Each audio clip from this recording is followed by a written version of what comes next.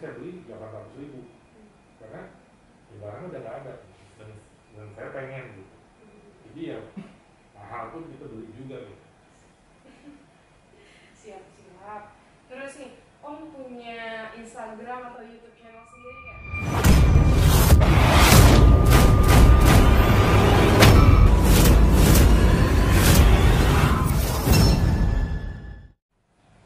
Hai, balik lagi sama aku, Dinda Syahrani, dan di sampingku ada Tommy N. Armansyah atau disebut Tomina gitu. Iya, bisa dipanggil Om Tommy. Om Tommy, aku beruntung banget nih bisa ketemu sama Om Tommy di hari ini. Terus dengan keadaan yang sehat walafiat juga kita berdua. Semoga kita sama teman-teman di rumah itu tetap menjaga prokes dan selalu stay safe ya di masa pandemi sekarang gitu. Dan jangan lupa untuk selalu memakai masker. Ya. Double. Ya, betul. Enggak nih. Oke, Om Tommy, aku dengar kabarnya nih Om Tommy tuh legend banget di dunia majoret. Legend. Legend banget. Ini bahkan aku kali legend. Aku tuh belum lahir deh kayaknya di masa-masa Om Tommy udah mulai koleksi. Terus aku kayaknya masih nggak tahu di mananya. Oke, Om Tommy, ada beberapa pertanyaan nih yang aku sama teman-teman di rumah tuh penasaran banget. Nah, sejak kapan sih kalau Om Tommy tuh mengkoleksi majoret? Bisa dijelasin nggak? Oke. Saya mulai serius mengkoleksi diecast. Memang nggak spesifik majoret. Itu tahun 1991. Tapi kalau ditarik lagi ke belakang itu dari tahun 80-an tuh pada saat kita udah mulai ingat punya memori gitu. Salah satu merek mainan yang ini saya ingat banget belinya tuh ya majoret. Itu saya beli di waktu saya masih kecil tuh SD di kota kecil di Lembang di Bandung. Itu saya beli Toyota FJ40 warna silver, harganya masih 2.500. Itu dibeliin sama ibu saya 2.500.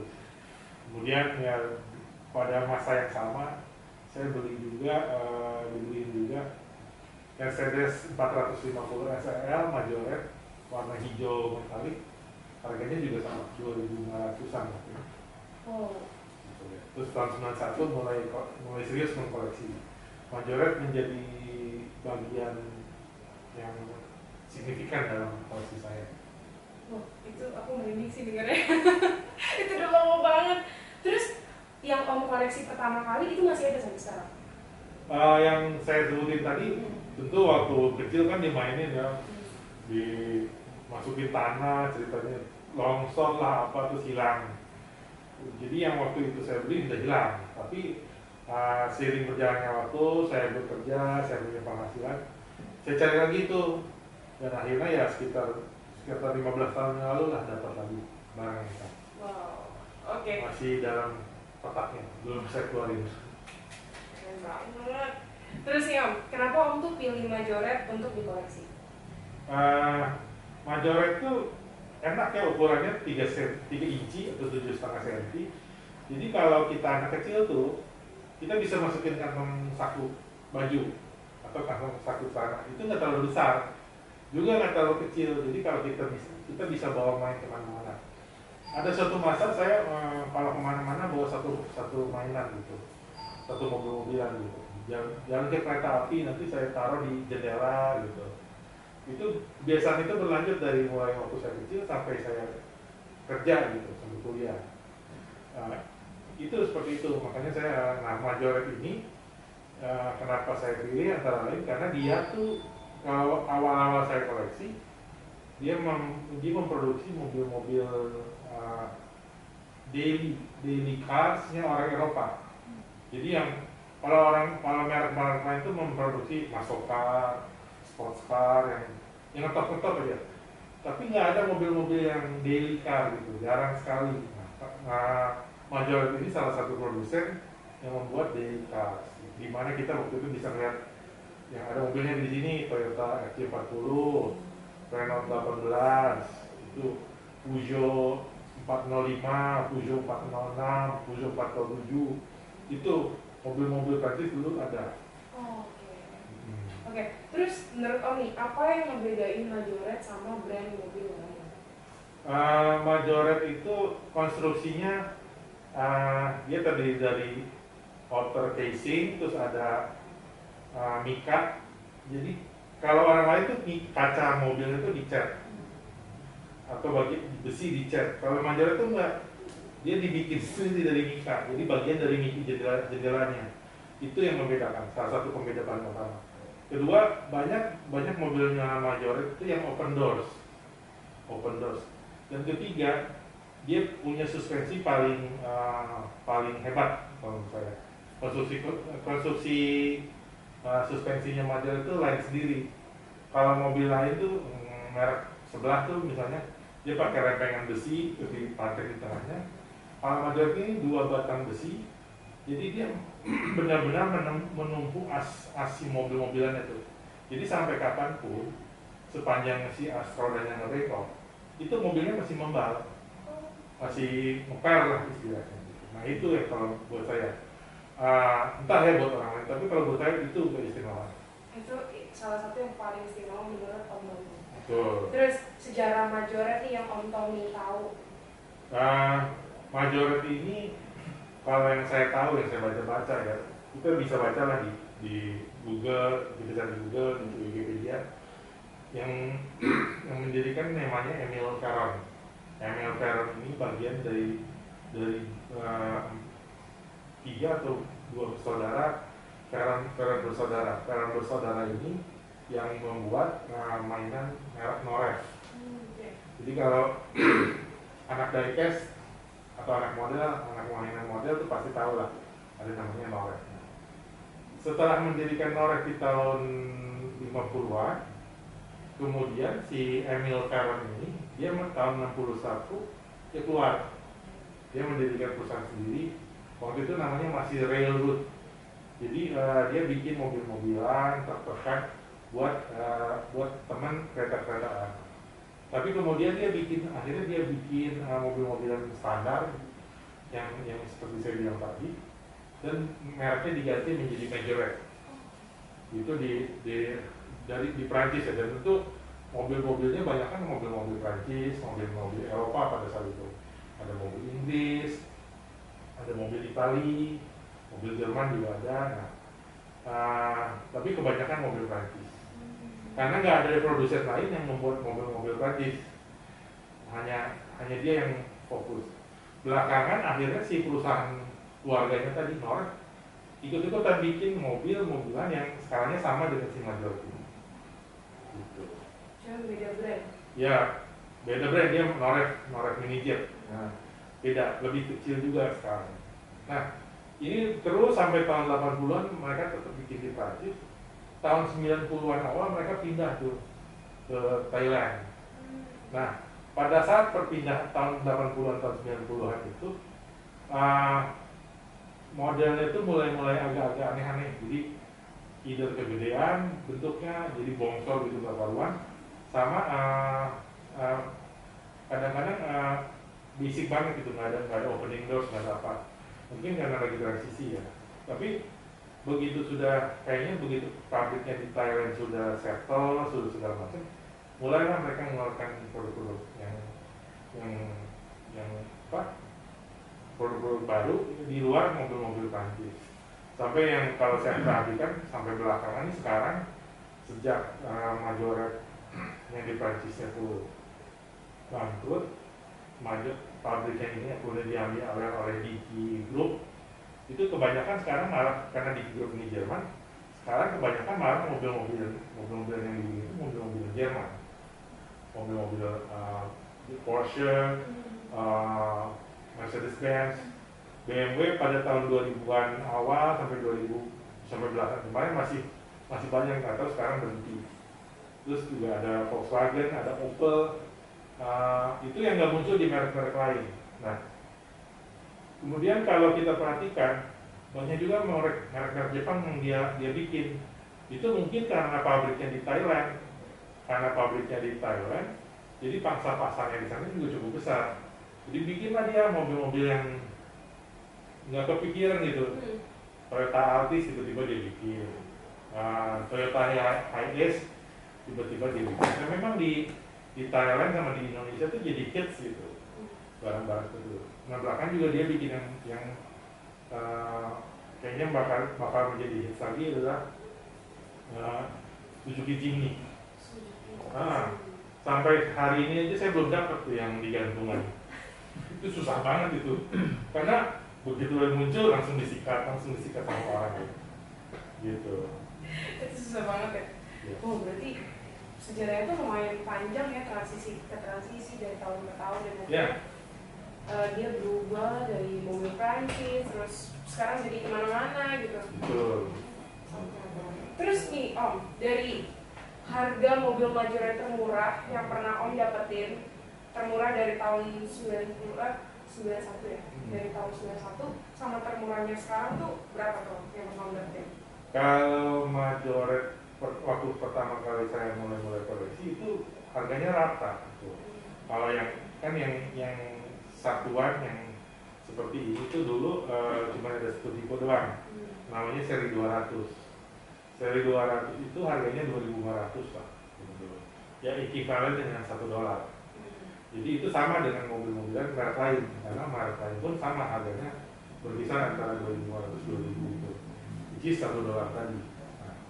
Kemudian kalau dia ada gandengannya, dia harganya paling naik 2 kali lipat atau 3 kali lipat, jadi either 5.000 atau 7.500. Terus Majora juga ada bikin truk gitu. Nah, truk itu ada yang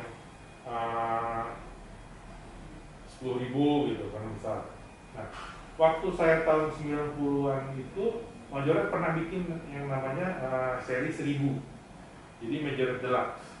Itu kalau ini 2.500, dia tuh harganya 16.500. Itu paling mahal. Itu mahal banget waktu itu. Apalagi kita kan, misalnya saya waktu tahun 90 itu masih SMA. Data uang harian saya cuma 2.500.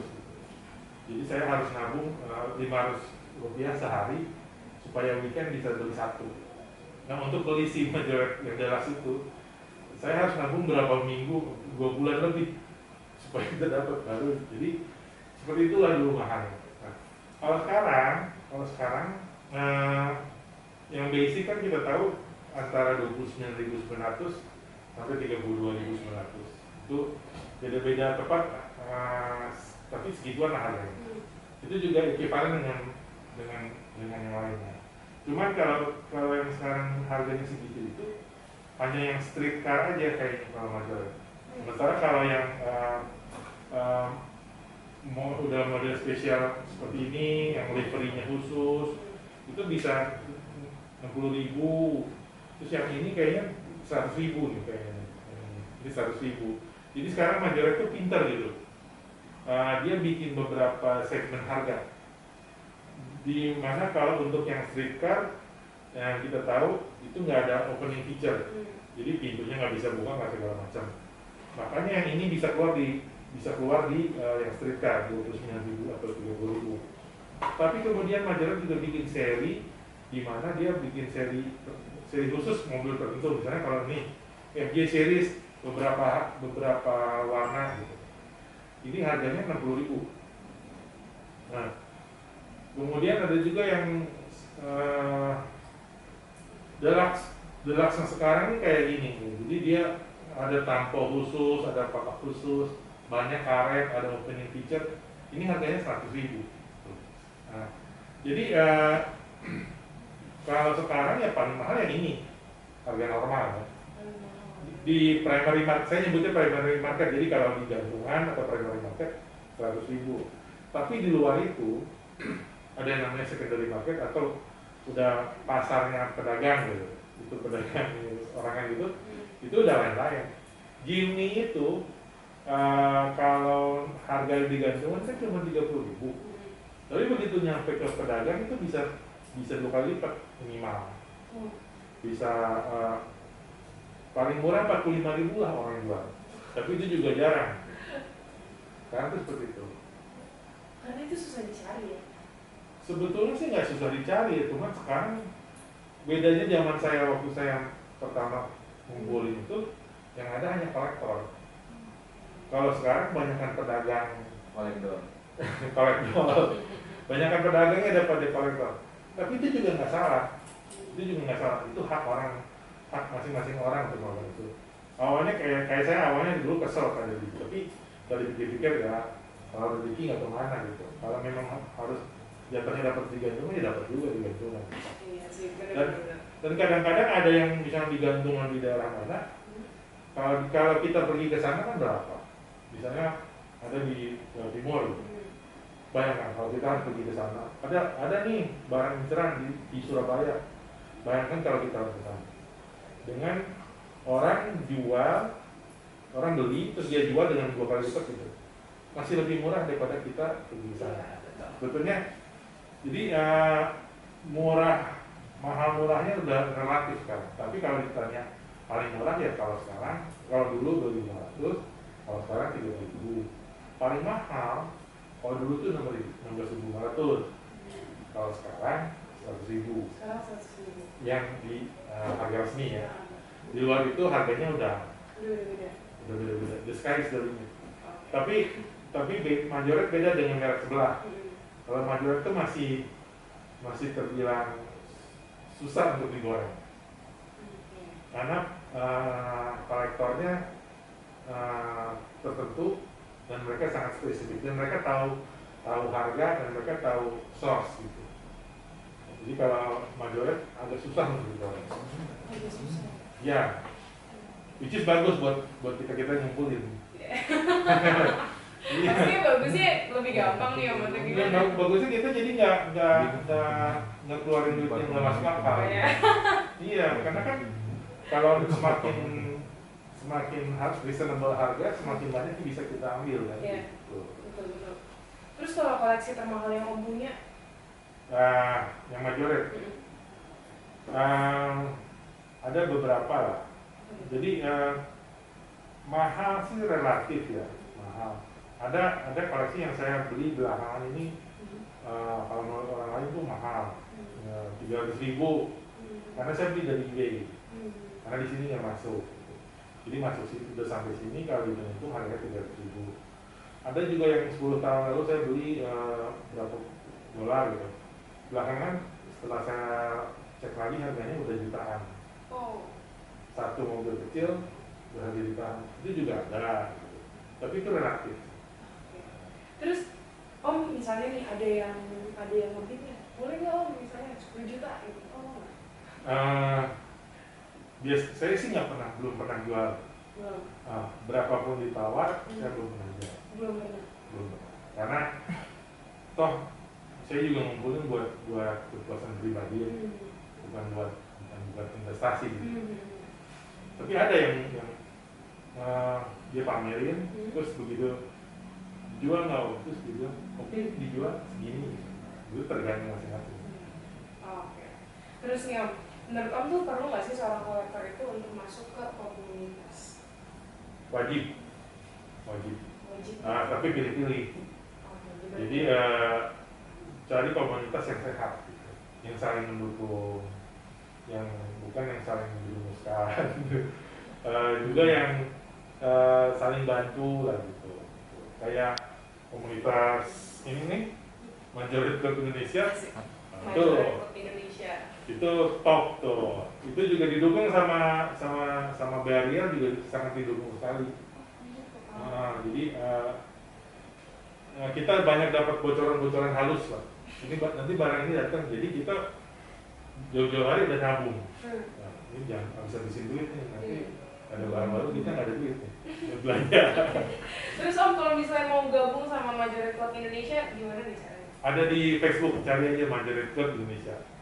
Nanti kalau udah gabung di sana ada link untuk di WhatsApp. Club ini Majoret Club Indonesia sendiri itu ada kadang suka ada yang masih om atau ada genre? Kebetulan waktu kita ini kan baru sekitar 2 tahunan atau 3 tahunan itu, pada saat mulai banyak yang barunya ini keburu COVID. Jadi kalau kopi darat paling kelompok-kelompok kecil lah. Saya tahu ada beberapa orang yang udah kayak kalau buat saya selalu lebih unggul, karena dia membedakan antara bodi, bagian kaca itu ya mikanya dibuat terpisah, lampu juga dibuat terpisah gitu, bumper ada pernya. Yang terakhir yang paling bikin surprise sama sekaligus bikin senang tuh yang ini loh, yang VW Dakota, yang Putra.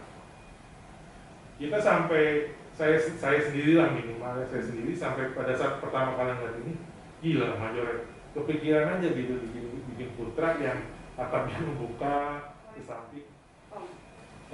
Ya, dan akan menjadi favorit banyak orang juga. Udah dapet belum ini? Sudah.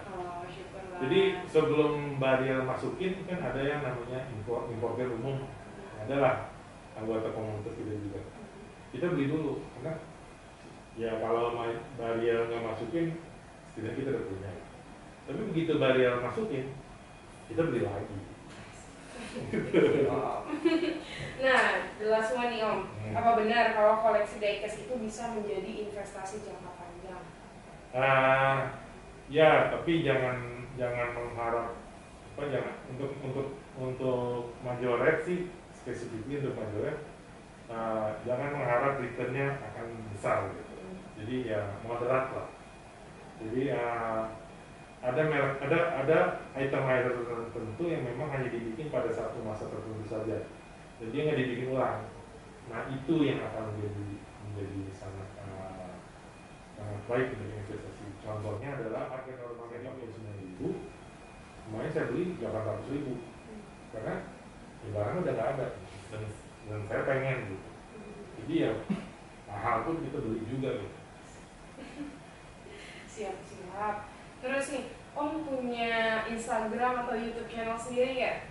Ada, saya punya Instagram khusus untuk mobil-mobilan, untuk permainan saya 49.000, kemarin saya beli 800.000 karena barangnya udah nggak ada dan saya pengen gitu. Jadi ya mahal pun kita beli juga gitu. Siap. Terus nih, Om punya Instagram atau YouTube channel sendiri ya? Ada, saya punya Instagram khusus untuk mobil-mobilan, untuk mainan saya itu @momobilan. Kalau YouTube channelnya? Ya YouTube channelnya nggak ada. Belum ada. Oke. Jangan lupa di follow ya guys. @momobilan. Yang mo-nya pertama, O-nya 2. Momobilan. Oke, nanti kita tampilin nama akun Instagramnya di layar YouTube-nya. Oke Om. Aku mau makasih banget untuk hari ini, untuk segala informasi yang udah Om kasih ke aku dan ke teman-teman yang di rumah. Karena itu benar-benar unexpected banget sih. Kalau buat aku pribadi dan mungkin teman-teman di rumah juga gak nyangka banget gitu. Ternyata Om tuh udah lama banget, benar-benar selama itu. Bahkan aku aja belum ada. Banyak yang lebih lama sih. Ada lebih lama. Tapi mereka ceritanya pensiun. Ntar 2-3 bulan kambuh lagi, beli lagi, itu banyak banget yang begitu. Om salah satunya? Enggak, kalau saya terus. Alhamdulillah terus. Oke, syukurlah kalau kayak gitu. Oke, makasih Om Tommy untuk hari ini, untuk kehadirannya. Semoga Om Tommy dan keluarga serta teman-teman di rumah selalu sehat ya. Dan jangan lupa untuk menjaga kesehatan dan selalu pakai masker dan menjaga prokesnya pasti. Oke, aku Dinda Syahrani pamit mengundurkan diri dan juga Tommy. Dan juga Om Tommy pamit mengundurkan diri dan see you guys.